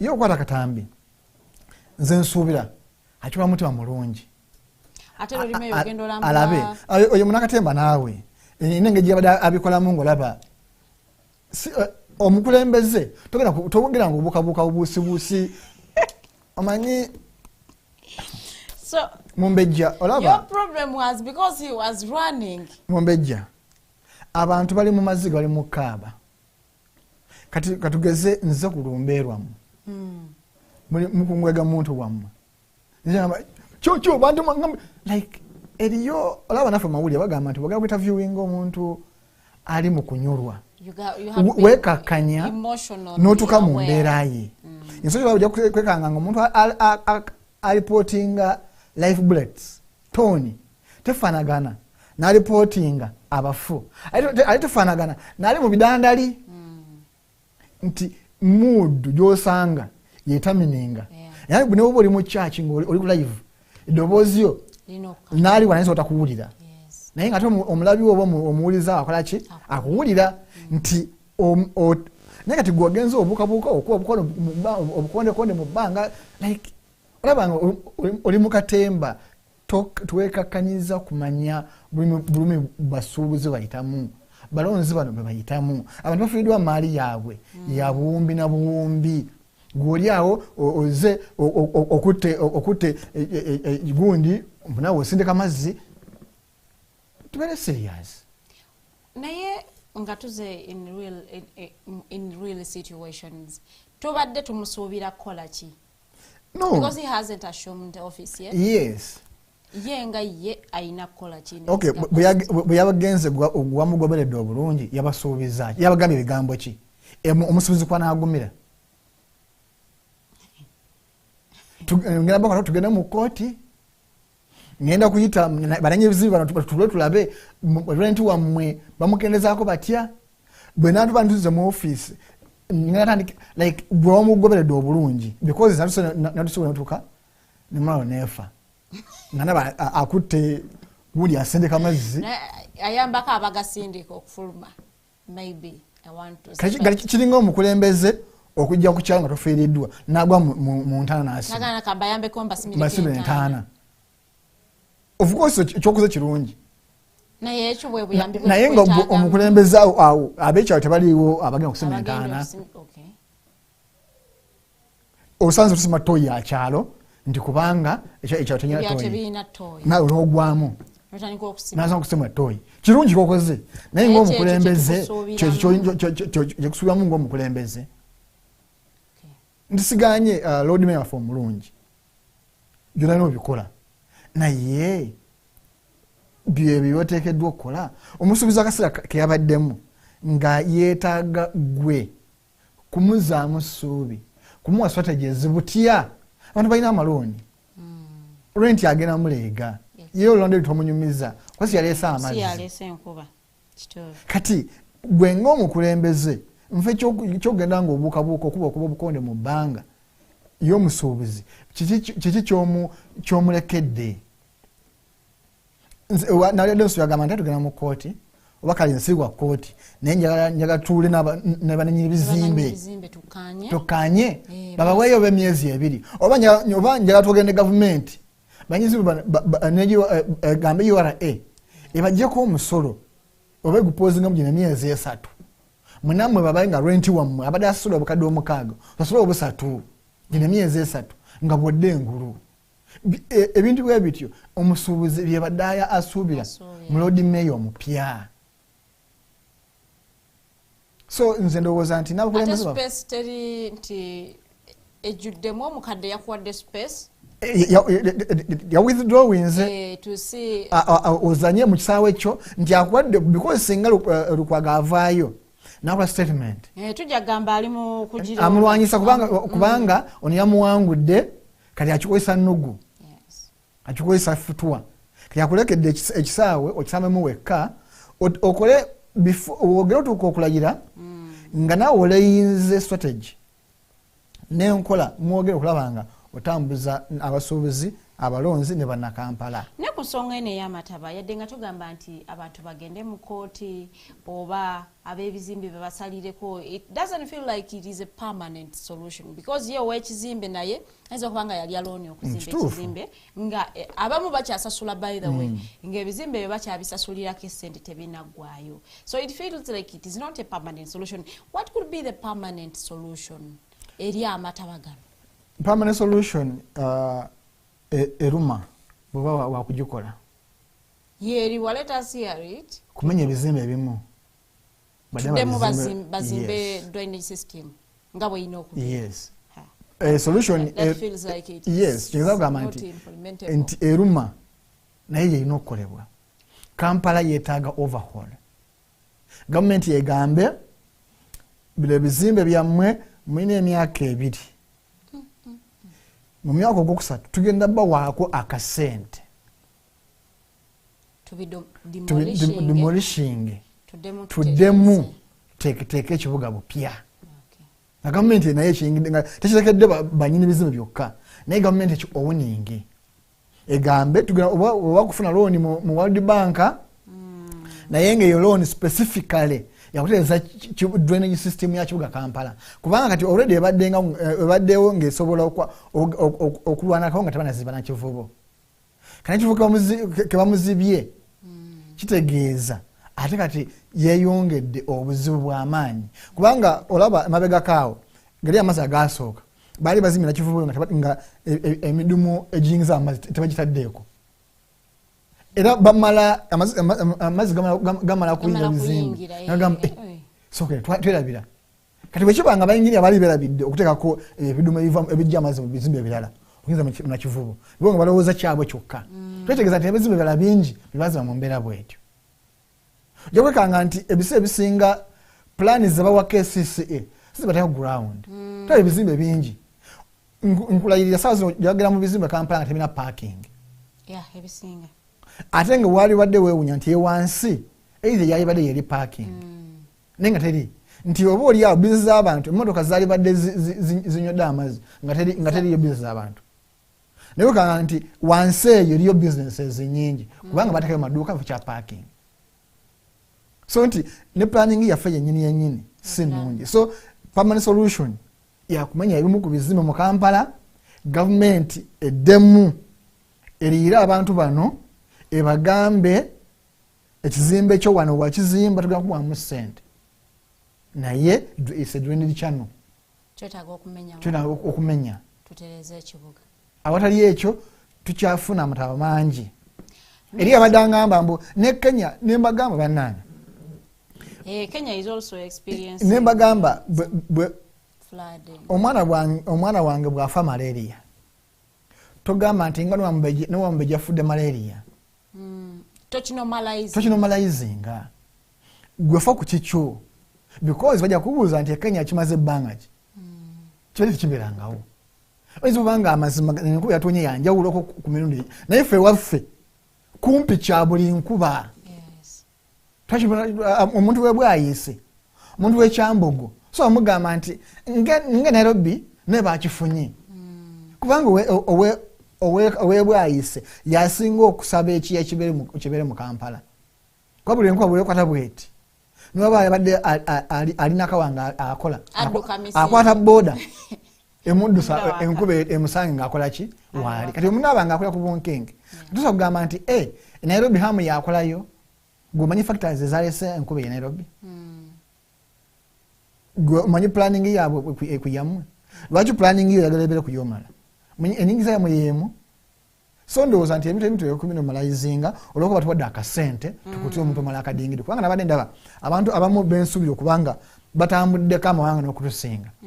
Naye olw'okuba nti balina babasasula okubaako gwe bakutira abantu abala akadingidi ye tulaba bubi na bukyamu buli mu bintu bino ebimu. Naye tafaayo kugamba nti abantu bafiiddwa maali yaabwe yaabwe kansirike. Because at least bw'olaba nga kisuse osirika thani okwongera obuli mu biwundu by'abantu. So ndowooza nti naffe abantu be basasulidde okubira abantu obudingidi n'okubogerera ebintu ebimu tusirikengako gambe wano kiyindidde kankite osirike ojja kwogera nga embeera etereddemuko okusobola okugifeninga. Naye kati omuntu bw'ati olowooza bw'abanga bali akugoberera ng'akuutaamu ekitiibwa naye nga yafiiriddwa obukadde 5 anaddamu okuwa ekitiibwa ng'alaba nti ye ate gwonenya oli ye gwasuubiza okuba nti yayinza okuba nga yavuddeko obuzibu ate gwe gwolabanga omutuufu. Mr. Government ndowooza solution eri permanent tugifunye. I think you have been listening in. Abantu bamwe bawuliriza bulungi nnyo okulaba nti ate tusolovinga ensonga y'amataba mu kibuga Kampala. Omukyala Sharifa Buzeki ndowooza ensonga eno ogiwulidde bulungi nnyo. Minisita Minsa Kabanda ensonga y'amataba ndowooza tugikwasiza abantu abatuufu okulaba nti ate n'omuloodi kamutwalireko. Omuloodi mbadde manya ti omuloodi aliwa yenna. Balimu ezo. Omuloodi waffe yasazeewo obutogera ku nsonga zino n'atayogera ku z'abatembeeyi nagamba I do not want to suffocate the incoming Lord Mayor. Incoming is also playing a little bit silent ku nsonga eziri mu kugenda maaso. We are not banaye twava mu kaseera k'obululu ak'okugenda labisaamu tetukyali mu ebyo ebiseera kakati wano tuba twetaaga omukulembeze ave yayimirire ng'awa abo abamulonda abawa essuubi ng'era abawa n'ebirina okukolebwa nga toteekawo kukyamuukiriza abantu nga in a real sense tewali situation nga tewali solution. Ku nsonga y'emu njagala twogekeko katono nnyo ku nsonga ya Owino okuba nti yademolishingibwa overnight. Abasuubuzi bagenze okuba webukeerera awo bayingira ogenda okukola basanze matogo kozeseza kituufu. Oluganda luyinza okunkwata kyali badde matongo si matongo kale matongo kale okusobola kwa byonna nze abantu abagamba nti hamu yakiri emabega sijja bawakanya newankubadde ate sibawagira. Okay, sikizaganya nabo tunamanya muntu tannavaayo naye kukwewakana. Okay kyengamba nti sijja kubawakanira sijja kugamba nti basonze muntu mukyamu ate sijja kugamba nti si batuufu because watunuulira omuliro gwakwatanga awo mu Kajja nga kumpi buli mwaka babookya notanti Ruhamu bwe yavaayo n'azimba interest naye nga bantu bagamba nga waliwo omugagga atookya ayagala twalawo nga bantu bagamba nedda muliro guli accidental no paka so kati oli bwagamba olwaleero nti bwonulira nawe mu kusooka emabegaawo omala gwe yazimbamu emabegaawo wakati we n'Owino n'okugenda kuwali ku sente bali ku ddembe era yasookanga n'alaga nti ayagalawo tayagalawo bwakeera kwacanga kubyeyo ngawo kibaati. So kati oli bwagamba nti Yahamu waliwo obubonero obulaga ebikolwa byazaakola chances are high nti yeye olw'ensonga nti azabikola bwe bumu obuzenga bukolebwa emabega ng'ate amala n'avaayo ne yeeyoleka nti yeye. So nze ndowooza nti nze kisinga okunnuma butagoberera due process because olina omukono emabega olina wojja amaanyi n'otabalirira abantu bano because gwinza obanga oli mugagga yalese maali ye muduka ng'ajjakeera ajjako because nze olaba njagala omuntu ojja otugambe nti bannange olw'omukaaga ngenda kusengula ebintu bijje bisindikibwe naye nga tewali kyekwaso kyonna nti bagambe nti amazima yatugamba bwagamba nti yatugamba kyanjawulo kati awo nibo bange ebintu babitutte weekwasa kitono muli owooza nti kale akikoze mumenyi w'amateeka naye yakulabula zaani gwe okera ku makya gwe ngwalese bizinesi yo okoze bulungi okoze appointment okera kusuubula biki walesemu ne sente zo capital wo kubanga abamu balekese wano ogamba nti akanzijjamu sente zange naye sente zo wazileseemu ng'omanyi enkyokera kusuubula. So nze ndowooza nti Mr. Mugagga oba Mr. Bagagga nabano abantu bemulabanga abankuseere bebapangisa bammwe because kati waliwo yabadde aŋŋamba nti ekyabatembeeyo kwagwa ku street mbu hamu yagamba minisita kati ebizimbe biwedde naye tewali bapangisa bennyini abo bali ku street balina okujja bapangiseewa amaduuka so kati baveewo olina aŋŋamba nti gwekiwemu ebbanga tono nnyo kasaga najjula bajja kudda gwe akasambuliwa ganajjula pap nibala abatembe nga bakomawo ku makubo nangamba nti naye ne bebagobye embaale hamu yaliyo bebagobye ejjinja n'abasuubuzi b'emmotoka wano ku Kyambogo kati kankubuulire olaba gavumenti ekola ekintu etwaliramu basaalumanya bateekawo kye baliyite unclear uniformity Asia ngembale bakikoze naye nga target kati kiringa mu mbejja omuntu nga yagala kuwa obutwa naga niyo mufira abantu balala basatu aje nawaako mukozi kamanyi mukozi kyana ali oli sigenda kikweshoning anja kirya naga obona afaafe naye nga target yono kati gamba nedda obutwa tebwatagetinze mu mbejja obutwa just naye nga bigo owaawe yakoze eki yawedde gwe badde baagala mmwe mugendeddemu so bano ab'embaale ate n'ekirala kintu kino somehow kiri political nti otuli ebibuga ebisinga okunyigirizibwa bye byasinga okulonda opposition ku presidential ate bw'okyogera bwotyo katukitunuulire tulabe tutandike owamu ku wamu Kampala golowooza obuwagizi bwasinga kugwawa ku presidential bwali ku opposition tudda wala tudde Iganga Iganga opposition yasinga tudda wala Jinja opposition yasinga otyo tudda wala Mbale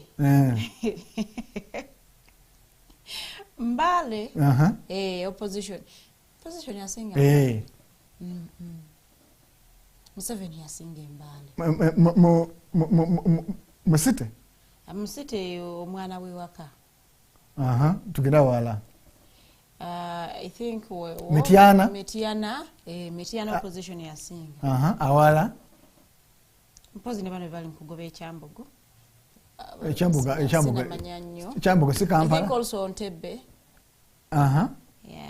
so nti bw'otunuulira ebibuga wawuliddeko nti embala bagisenda balina they might reach there no nakyo kyokigudde mu Spain ya wiiki emu twali batesuubira bajja tuukayo lwaki bwe kibanga directive ya gavumenti yali badde erina obudde lwaki tebanasenda Masaka tutuuke embala nga Masaka bagiyiseeko yo Masaka mbadde manyi yasooka okuyitamu ne babagoba ku butale ku nguudo wa bweru ne bayingira mu butale so kati bayinza obutakola ki obutafuna okay kiyinza okubanga tekiri political naye mukasale wekibeereddewo embuzi yange lwebula embwa yo lwefuluma obwoya okitegeera kale nga si kituufu naye lwaki mu kaseera kano ani basobola ku bibuga bino byebibaddemu obuwagizi bwa opposition lwaki biza obanga amazima plan ya gavumenti ntuufu naye mu kaseera kano naye nze kale katukkirize nti batagetinze ebibuga ebyalonda opposition okusinga at the presidential level. Tutunuulire the essence of okugobako abatembeeyi bano ku makubo. Is it for the good or for the bad? No, tukize tugaane okuteekerateekera ebibuga n'eggwanga mulina okubamu abakaaba ne mubamu abasanyuka. Enkyukakyuka yonna eringa kyambe kiba ne sides bbiri eyisala. So nti tukize tugaane oba Kampala oba Mbale oba Mbalala oba Iganga oba Mayige gyenva bwebanga nkyukakyuka nga bagamba tuze kutereeza kibuga, ffenna teri muntu ayagala kuva wabadde afuna kasente taliiyo. Naye bwebanga yenteekateeka ya gavumenti tukkirize ejja tunyiga naye mudda naye bwona agimanyiira kubanga singa mbadde no mudala nga nteeka ku street nga wagenda ne namba yange y'essimu wafuna akaduuka nenkuya nenkulagirira enkya kiba kitegeeza bw'ojja okukola ki okudda ne muno olimulagirira nti yadda wali mudda ogenda omanyira bakasoma nga bakola ki nga bakomawo. Naye omukusooka wano of course kitukosaamuko anze bw'oba abatera okulinnya takisi z'entebe bagoba takisi ku kkubo era kiba kizibu okusanga takisi ku kkubo either ogenda mu paaka y'omu kitoolo oba eya wano fly express nti wano ku kkubo ofuna ofunye mukisa ng'eyitawo n'obuukira kuba naye abakimanyi nti bamukwatirako fine naye nti mu kusooka kyabakosa naye bagenzi bakimanyiira nti owaayi kankwata ka booda kantwale ku paaka ninye ngende nti of course bikosa naddala omuntu alina omugugu transport w'omubazze ali ku dooti aba yeyongeddemu naye batolina kyakukola naye mudda bajja kukimanyiira nawe otandika okupulaninga ngaoba opulanga transport wo mulimu extra 2 ezitabeerangawo. So ndowooza nti of course binyiga naye baleke bikola mu nkola ate ey'obutawa bantu grace period because omuntu omuwa omwezi gumu amazima tukize tugaane mu nyigiza yaffe gwa mutono omuntu muwe naku 9 yeekwasa kirala nti naku 9 wabanga abadde ayadduka mu kyalo kuli madoodo atanze okukungula eba bijanjalo aba yabirya like enaku 9 wano ewaffe Uganda emmere enyangungu omuntu aba alya ezo yo omuntu bw'avaawo ne yeekwasa n'agamba nti batutte kiyumba anaagwa yaba aleka ekikyamu naye gwe omuntu omuwe weeks 2 nga ne looni yagifunye jjo wana omuntu omugamba naku 9 agamba ne looni gye mbadde nsaba na interest eziri waggulu nnyo eza bank loans kubanze mbadde ntaddemu application ya loan nona ku 9 nenkasolenga process bayinza okubategeeza nti bamanerenda baabagaana okubawola ssente era naawe omuntu alina esente zo ng'oyagala okuwola omuntu tokikola mu mateeka era singa abaakulyase n'omutwala mu mateeka ajja kubuuza akikolera mu tteeka kubanga baba president yagaana ebintu ebyokubanga taking advantage of his bazzukulu yabigaanira ddala bwama baleke bawabya amanyi waliwo executive order n'etteeka kyerigamba gumanyi lwaki bamanerenda takugamba nti nkuwoze sibwe bwobubbi agamba nguze bubbi kati mugamba okugula mwemani ntamuliza mmwe because malinero bakuwola nga abasinga tebali registered kati abali registered be babateekako interest era abatali bateekako interest ati kiyinza kugamba yabadenga interest indirect n'agamba nguzize emmotoka eno obukadde 5 naye wamuguza obukadde 3 kati nga buno obubiri extra ye interest naye ng'agambye nti bw'osukka ennaku z'omwezi bwezi emmotoka nga nkola ki nga ngitwala era wano waliwo omugagga omu yali akolanga otyo ng'awamba ebizimbe bya banne ng'ojja n'akuwola n'owaayo omusingo loti oba kizimbe ekyo kati ennaku ziwe zituuka okusasula ye nga yeekweka omunoonya okumuwa sente nga tomulaba alabika nakuziyiseeko n'agamba tewansasula kizimbe n'akitwala kati mbulumu omugagga ono omulala amuwala sente amunoonya nga yeekwese kyeyakola yazivuga bukolokola paka ku CPS ekisawo ky'essente ne bakibala kulakira ku poliisi ono awayitawo ennaku amukira essimu gwe ssebo twansasula sente biki nga bakwata nga mugamba mukama wange oliwa biki nagamba ndi wano jangu tukyuse endagaano nga ayitawo ku CPS nawata abaserikale ne sente mbazivuga bukolokolo bagera mu fire nti yalipotinga ku z'omwezi w'ebisawa weziti nga ate akyasobola ediru yali eyiise so nti bano abantu abamu olaba waliwo abantu abadde balina omuze nga mumbejja bwe tujja n'enkuula nze ng'omuntu omukwano ku mukwano nga bali azaamanya bannaabwe abasinga naye kooti yakimenyawo nga abantu wampulase oli muwozi wa ssente nga tebeekwasa naye waliwo kooti enkulu yakigoba temumbejja bwojja n'enkuula ng'abantu ffenna abantu ba bulijjo yes tukizaga nti si buli kwewola n'okugenda mu banka eriyo ffe abantu ba neighborhood nga twemanyi mumbejja njagala school fees mitwalo 10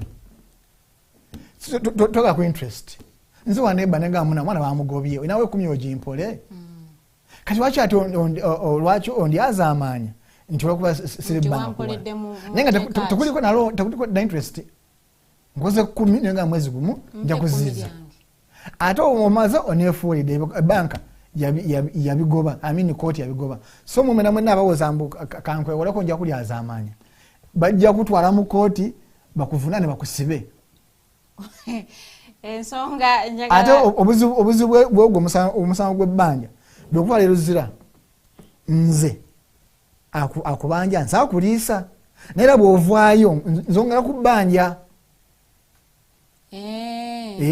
n'obula emyezi 6 bw'okomawo ebbanja liba likyaliwo naye ate balyongeddeko kwambadde nkuliisa eruzira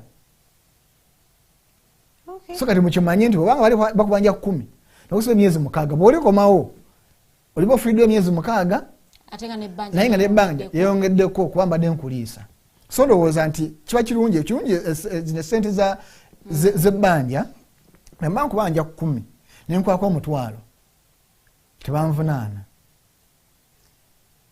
oba osasuddeko era bakugamba nti okay osuubira kusasula otya ogamba nti kale ebyenyigiza byakyankalanyemu kimanyi sente zenzimanyi naye mbadde nsaba tulivisinga terms mbadde njasasula osasula mutwalo buli mwezi naye kansula 5 buli mwezi bagambe nti sente z'omusajja nyingi kiba kitegeeza ajja kubanyiza emyaka 3 kale obadde nakusasula mu mwaka gumu bakisasula mu mwaka gumu n'emyezi 3 nongeramu emyezi nti kale wakwongera mwezi 3 oba sasula sente mmeka nti kale mbaza sasula mutwalo kati sasula 8 nti kale ddayo anibukuleni zeryo sente emisango gy'ebbanja bwekyo bwe gibeera so mumbejja aleke kubagamba kuba president yagaana kyebaagaana kwe kuwamba ID z'abantu national IDs tezikola misingo national IDs teziri mu bintu bya misingo njagala tumalirize n'ensonga. I wanted to go to Iran, but also waliwo bano aba Museveni mala campaign abakyala ba PFF women wing ya launching edwawo olunaku lw'eggulo on Women's Day, and to them they were not celebrating Women's Day because they are women under Museveni dictatorship and they feel like they haven't been cared for as women. However much President Wegwanga yabadde celebrating at Koro, era nga obubaka bwe bwaleeteddwa Vice President to them, there is nothing to celebrate as women under Museveni dictatorship. Era bano balonchinze campaign gye bayise Museveni Mala campaign. Era nga bagamba nti under this campaign bagenda kubanga organizing activities ezinga zigendereddwa mu okulaga obutali bumativu eri obukulembeze w'eggwanga Uganda. Yoweri Kaguta Museveni. Njagala picking your comment about that whole activity as it happened. Wali Katonga. Aono tumalirize ndowooza show yaffe. Kusobola kwa byonna yoza abakyala bonna mu nsi yonna naddala eggwanga Uganda naddala abo abalina ekyenjawulo kye bakoze omanyi ebiseera ebisinga tukwongereza abakyala abali mu kamera naye betuba tumanyi betubatulaba naye eriyo abakyala abali wansi eyo moso abakyala bano naddala abataazaala naye nga balabiridde abaana abatali baabwe nze abamu ku bantu bentandikirako okuwa ekitiibwa ng'oyo teyazaala naye nga obwagazi bw'alina eri abaana asinga n'omuzadde nti abantu abo ebiseera ebisinga tubabuusa amaaso mwebali bangi ye nga Katonda yali badde nga okufuna emirembe kubaako baana bano balabirira abo abakyala tubasaamu ekitiibwa omukyala yenna omulwanyizi w'eddembe ly'abaana omukyala oyo oba munabyabufuzi oba wa bulijjo oyo omukyala tumuselebratinga so gwe wenna omukyala ng'olina ky'okoze ekyenjawulo obutafaanako bano oyo bakola bya bulijjo olunaku lwajjo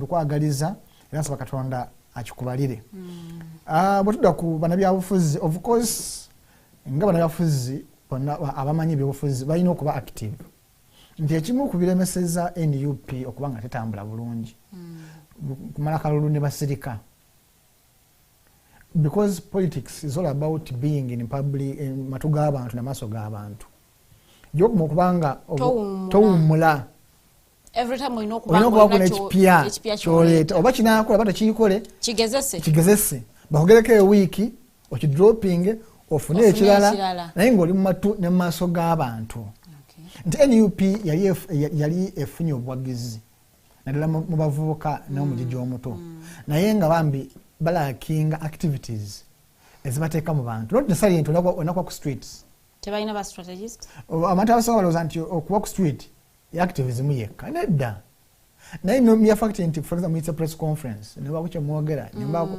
muli abantu bamanya nti gye muli naye ojja kubuuza women wing ya NUP bakubuuza nti nagikulira nga tomanyi nakumumanyi kuba gyali just no kyengamba gyali naye engeri gyatabeera active you cannot know gyali because mulimu abakulembeza abakyala mulimu abantu abali gye bali but okuba nti tebali active tomanya kumanya nti gye bali ate wekanga nti abaana abato abakulembera abayizi bebamanyikiddwa nti so bano aba PFF ogamba nti ofuzeeko ekimala kimala wummula nze ndowooza Katonda tulaba activities zebalangidde bwe zinaabeera naye bonga bo bannabyabufuzi abaludde kana kazanyo k'ebyobufuzi bamanyi kikitegeeza naddala mu kaseera kano nga tebalina muduumizi waabwe Dr. Kiza Besigye kuba niwakwate nakifo ky'amaanyi naye tukkirize tugaane okubeerawo okwe oba okuvaawo okwe kuba kukosa kinene nnyo so nze ndowooza nti mbagaliza birungi byereere bebalangiridde kuba bonabona abakibaddemu teri gwoyisaamu maaso babadde mu byobufuzi njasabigu nekete mwanguli so tolina gwojja gamba nti ono oba omuyisaamu amaaso nedda because bwotunulira Ingrid nawe bwotunulira Salamu Musumba Nana mu Afrika Nyanjura bwotunulira Honorable Asinansi olaba nti bikonge bibadde mu byobufuzi so Katonda tulabe success oba failure because be bantu bemanyi nti niwe kiganye bajja kuleeta ekirala but for as long as webali. So nze ndowooza nti olunaku buli muntu aluselebratinga mu ngeri za njawulo. Eriyo abacommemoratinga n'abacelebratinga. So bano bacommemoratinze nga ababadde ku national bacelebratinga. So buli muntu yabadde for as long as yabadde peaceful. For as long as theme yabadde yabakyala. Common denominator nti Women's Day.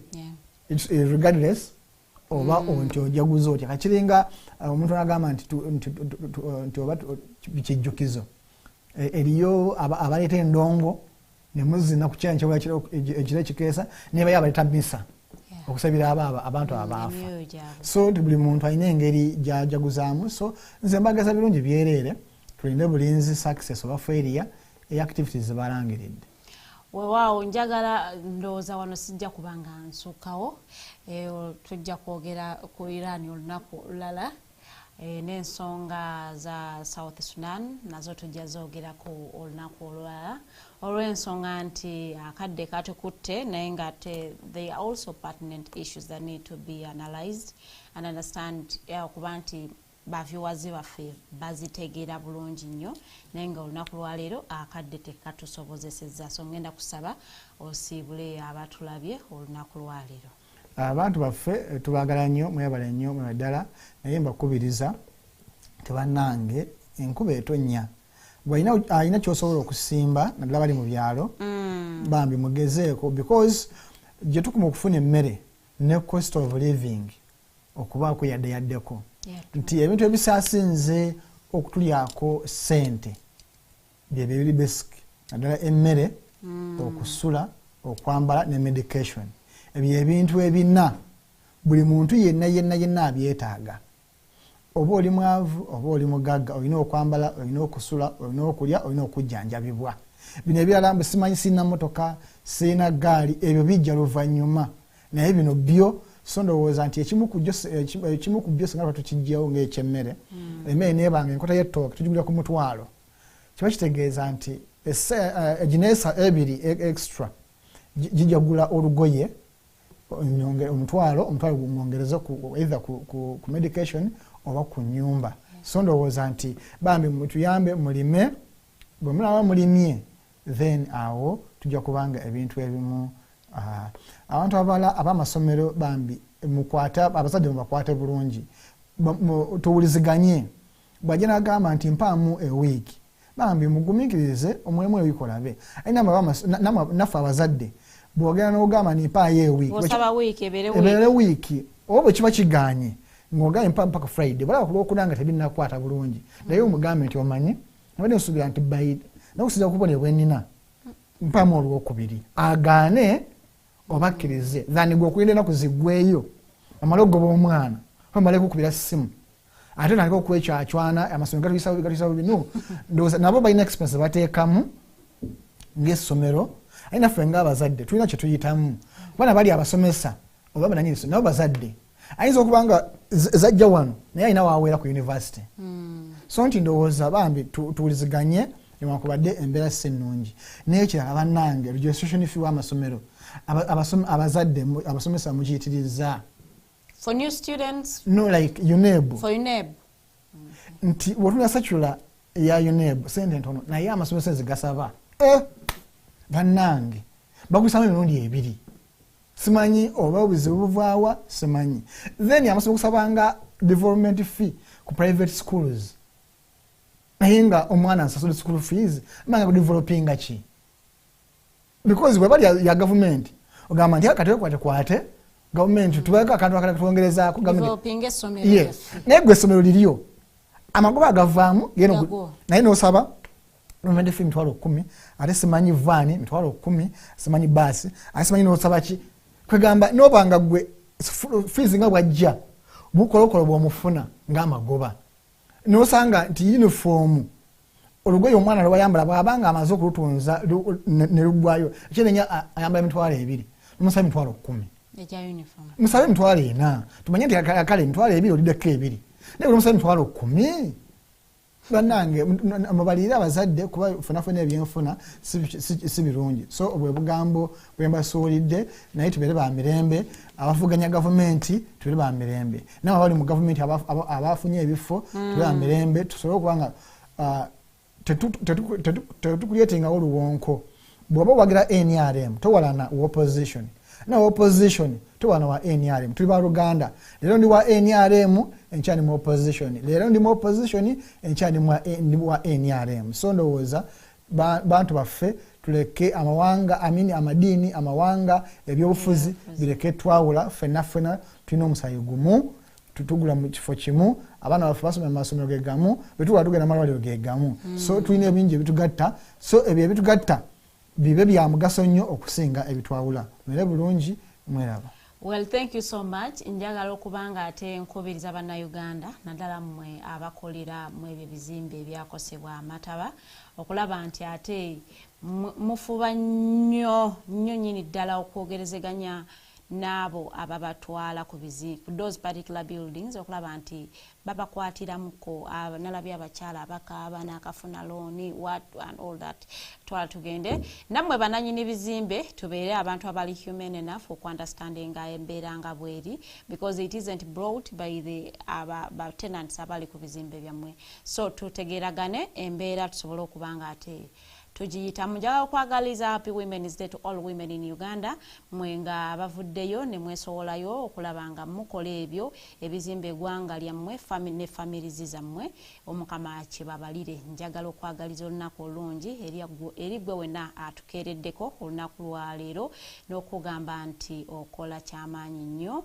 era tubeere bulungi tusisinkane olunaku olw'enkya zigenda kubeera ssaawa 2 ez'okumakya. Have yourself a good day.